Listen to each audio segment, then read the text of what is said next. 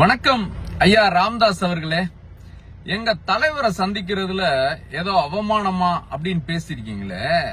எங்க தலைவர் தமிழ்நாட்டு மக்களால் தேர்ந்தெடுக்கப்பட்ட ஒரு முதலமைச்சர்.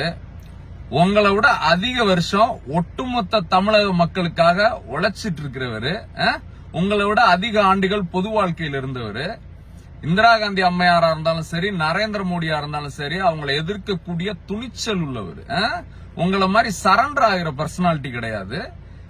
நீங்க உங்ககிட்ட நான் கேக்குறேன், உங்க பையன் அன்புமணி அவர்களுக்கு இந்த மாதிரி ஒன்றிய சுகாதாரத்துறை அமைச்சர் ஆக்குங்க அப்படின்னு 2004 முத்தமிழறிஞர் கலைஞர் காலில் விழுந்து கேட்டீங்களே, பதவி வாங்கினீங்களே, அப்ப அது அவமானமா தெரியலையா?